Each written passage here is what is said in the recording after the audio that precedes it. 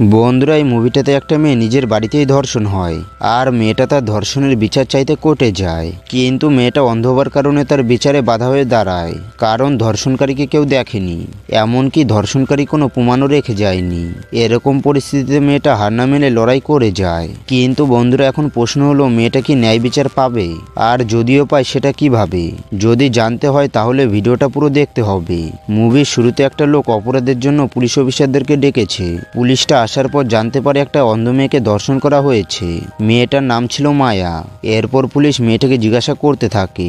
মেয়েটা বলে, ওই দিন আমি বাড়িতে একাই ছিলাম, আর যেহেতু আমি চোখে দেখতে পাই না তাই আমি ধর্ষণকারীকে দেখতে পাইনি। এরপর মায়ের পুরো পরিবার থানা থেকে বাড়িতে চলে আসে। পরের দিন মায়ের বাবা পুলিশ অফিসারদেরকে আবারও বাড়িতে ডেকে আনে আর তাদেরকে মাটির তৈরি একটা মূর্তি দেখায়। মায়া অন্ধ হলেও সে একজন ভালো আর্টিস্ট ছিল। এরপর মায়ের বাবা বলে এটা হলো তার মূর্তি যে মায়াকে ধর্ষণ করেছে। তখন পুলিশ অফিসার বলে, মায়া তো অন্ধ, তাহলে ওই মূর্তিটা কিভাবে বানালো? মায়া তখন পুলিশ অফিসারকে বলে, যখন ওই লোকটা আমাকে ধর্ষণ করছিল তখন আমি তার মুখটা স্পর্শ করেছিলাম। মায়ের বাবা তখন পুলিশকে বলে, আমার একটা ছেলের উপর সন্দেহ হচ্ছে, কারণ ধর্ষণ হবার আগের দিন মূর্তিতে থাকা ছেলেটা আমাদের বাড়িতে ঠিকানা চাইতে এসেছিল। সেই জন্য পুলিশ তাদের প্রতিবেশী বিনোদ নামের একটা ছেলের কাছে গিয়ে জিজ্ঞাসা করে যে ওই ছেলেটা তোমার কে হয়? বিনোদ তখন বলে, ও আমার বন্ধু, আর ওর নাম হচ্ছে মাইকেল, আর ও আমাকে বিয়েতে ইনভাইট করতে এসেছিল। এরপর পুলিশ বিনোদের কাছে ঠিকানা নিয়ে মাইকেলকে ধরে ফেলে আর পুলিশ স্টেশনে অনেকগুলো ছেলেকে দাঁড় করিয়ে মায়াকে বলে ওই ছেলেটাকে খুঁজে বার করতে। মায়া তখন সেখানে থাকা সব ছেলেগুলো চেহারা স্পর্শ করতে থাকে এবং একটা পর্যায়ে মাইকেলের চেহারা স্পর্শ করে তাকে চিহ্নিত করে, যা দেখে পুলিশ মাইকেলকে সাথে সাথে অ্যারেস্ট করে। এরপর এই ঘটনাটা সমস্ত এলাকায় ছড়িয়ে যায়। আসলে মাইকেল ছিল একজন বিজনেসম্যানের ছেলে, সেই জন্য মাইকেলের বাবা রাজশেখর নামের একজন লয়ারকে হায়ার করে। রাজশেখরের মেয়েও ছিল একজন আইনজীবী। এরপর রাজশেখর তার মেয়েকে নিয়ে মাইকেলের বাবার কাছে আসে এবং বলে মায়ের বাবার আরও একটা স্ত্রী আছে, এমনকি তাদের দুটো ছেলে আছে, আর আমরা প্রথমে তার বাবাকে টাকার লোভ দেখিয়ে মামলাটা মিটিয়ে নিতে পারি। সেই জন্য রাজশেখর মায়ের ওই সৎ ভাই দুটোকে এখানে ডাকে আর বলে, তোমাদের বেশ কিছু টাকা দেওয়া হবে, এর পরিবর্তে তোমরা তোমার বাবাকে বলে ওই কেসটা তুলে নিতে। এরপর আমরা দেখতে পাই মায়ের ভাইয়েরা তার বাবাকে বোঝাতে এসেছে, কিন্তু মায়ের বাবা তাদের কোনো কথা না শুনে তাদেরকে বাড়ি থেকে বের করে দেয়। পরের দিন সকালে সবাইকে আদালতে হাজির করা হয়। তখন রাজশেখর জর্জকে বলে, এই ঘটনায় একটা অন্ধ মেয়েকে ধর্ষণ করা হয়েছে, আর যেই মেয়ে চোখে কিছু দেখতে পায় না সে কিভাবে একজনের মূর্তি বানালো। তাছাড়াও রাজশেখর আরও বলে, মায়া শরীরে ধর্ষণের কোনো চিহ্ন পাওয়া যায়নি, সেই জন্য এটা একটা মিথ্যে মামলা, যার জন্য কোনো তথ্য প্রমাণ না থাকার কারণে মাইকেলকে ছাড়িয়ে রাজশেখর নিয়ে চলে যায়। এরপর একজন পুলিশ অফিসার বিজয় মোহন নামের একটা লয়ারের সাথে দেখা করতে যায় আর তাকে সমস্ত ঘটনা খুলে বলে এবং পুলিশ অফিসার তাকে এই কেসটা লড়ার জন্য অনুরোধ করে। তখন বিজয় বলে, আমি অনেকদিন আগেই লয়ারের কাজ ছেড়ে দিয়েছি, সেই জন্য এই কেসটা লড়া আমার জন্য ঠিক হবে না। কিন্তু সবাই বারবার অনুরোধ করছিল বলে বিজয় মায়ের বাড়িতে মায়ের সাথে দেখা করতে যায়। এরপর বিজয় মায়াকে বলে, আমি অনেকদিন ধরে লয়ারের কাজ ছেড়ে দিয়েছি, তাই এই কেসটা আমি লড়তে পারবো না।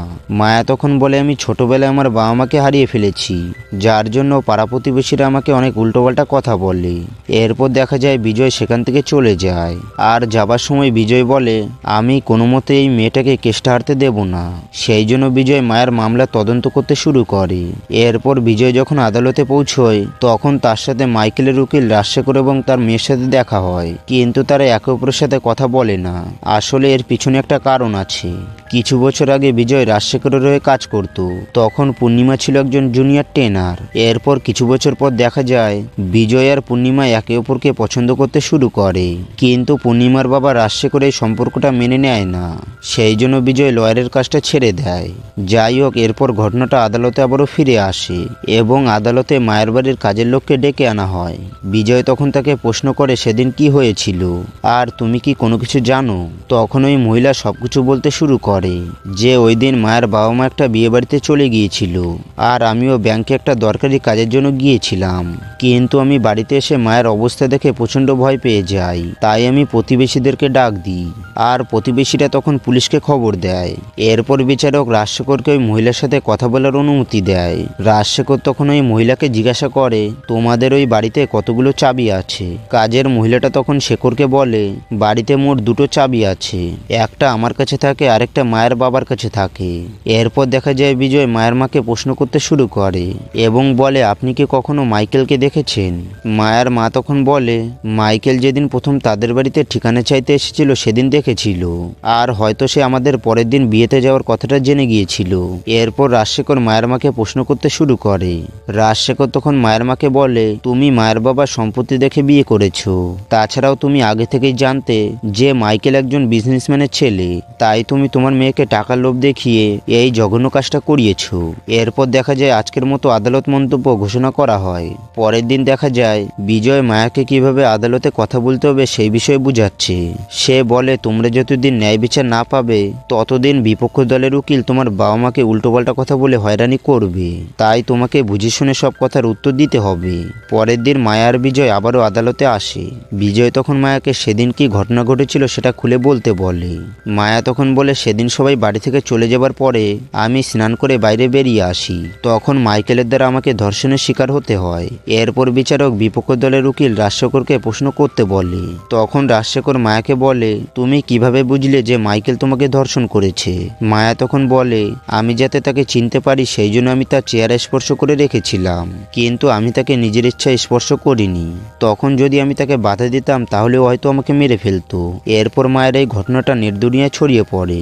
এটা যখন মাইকেল দেখতে পায় তখন সে রেগে গিয়ে মায়ের বাড়িতে চলে আসে বদলা নিতে।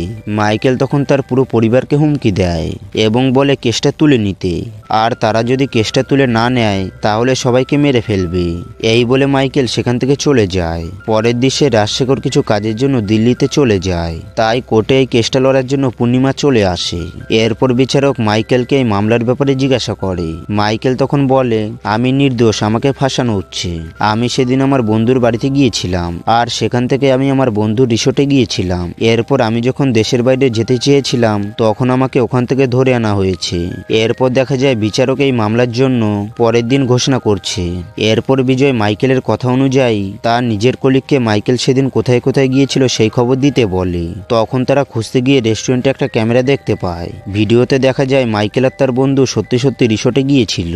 এরপর বিজয় পুলিশকে এই ভিডিওটা দেখায়, আর বিচারককে এই ভিডিওটা পুনরায় দেখার জন্য অনুরোধ করে। আগের দিনের ভিডিওটা যখন আবারও প্লে করা হয় তখন দেখা যায় কিছু অংশ এডিট করা হয়েছে। তাছাড়াও দেখা যায় রাজশেখর এই কেসটা জেতার জন্য রেস্টুরেন্টের কর্মীকে টাকা খাইয়ে ভুল ভিডিও বানিয়েছে।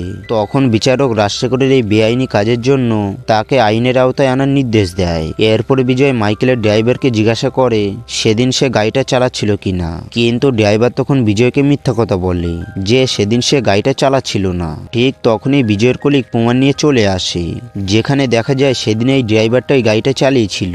এরপর মামলার শেষ দিন চলে আসে। মাইকেল যখন তার বন্ধুর বাড়ির ঠিকানা চাইতে যায় তখন সে মায়াকে প্রথমবারের মতন দেখতে পায়, আর সে বাড়িতে একা থাকবে এই কথাটাও শুনে ফেলে। তাই সে লুকিয়ে লুকিয়ে তার বন্ধুর বাড়ি থেকে মায়ার বাড়ির দিকে নজর রাখতে শুরু করে। এরপর মায়া যখন একা ছিল তখন মাইকেল বাড়ির ছাদে উঠে মায়ের রুমে ঢুকে পড়ে আর মায়াকে জোরজবরদস্তি ধর্ষণ করে। মায়া তখন তাকে বাধা না দিয়ে তার শরীরকে স্পর্শ করতে থাকে যাতে পরবর্তীতে তার মূর্তি বানাতে পারবে। কিন্তু এরপর পূর্ণিমা বলে, আমরা এটাকে শুধু প্রমাণ হিসেবে নিতে পারি না। পূর্ণিমা তখন আরো বলে, যেহেতু মায়া মাইকেলকে স্পর্শ করে তার মূর্তি বানাতে পেরেছে তাহলে সে অন্য কারো একটা মূর্তি বানিয়ে দেখাক। এরপর মায়া এই কথায় রাজি হয়ে যায়। তখন মায়াকে 5 মিনিটের জন্য অন্য কাউকে ছুঁয়ে দেখতে বলা হয়, আর এই কাজের জন্য রাজশেখরকে মায়ের কাছে পাঠানো হয় যাতে করে সে তার চেহারাটা স্পর্শ করে মূর্তিটা বানাতে পারবে। এরপর 5 মিনিট যখন কেটে যায় তখন মায়া তার মূর্তি বানাতে শুরু করে। এরপর মূর্তি বানানো হয়ে গেলে সেটা আদালতে নিয়ে আসা হয়। বিচারক সহ পুরো আদালতের লোকেরা তার এই মূর্তিটা দেখে পুরো অবাক হয়ে যায়, কারণ মূর্তিটা ছিল পুরোপুরি রাজশেখরের মতন দেখতে, যা দেখে বিচারক বুঝতে পারে মায়া সত্যি কথা বলেছিল। এরপর মাইকেলকে আসামি হিসেবে গ্রেপ্তার করা হয়, আর বিচারক মাইকেলকে সারা জীবনের কারাদণ্ড আর 2 লক্ষ টাকা জরিমানা দিতে বলে। এরপর মায়ার তার পরিবার বিজয়কে অনেক ধন্যবাদ জানায়। আর বন্ধুরা, এর সাথে সাথে মুভির গল্পটা শেষ হয়ে যায়। তো বন্ধুরা, তোমাদের এই মুভির গল্পটা কেমন লাগলো সেটা কমেন্ট বক্সে অবশ্যই বলে যাবে। আর ভিডিওটা যদি একটু ভালো লেগে থাকে তাহলে একটা লাইক দিয়ে চ্যানেলটাকে অবশ্যই সাবস্ক্রাইব করে রাখবে। তো বন্ধুরা, আবারও দেখা হবে নতুন একটা মুভির এক্সপ্লেন ভিডিও নিয়ে।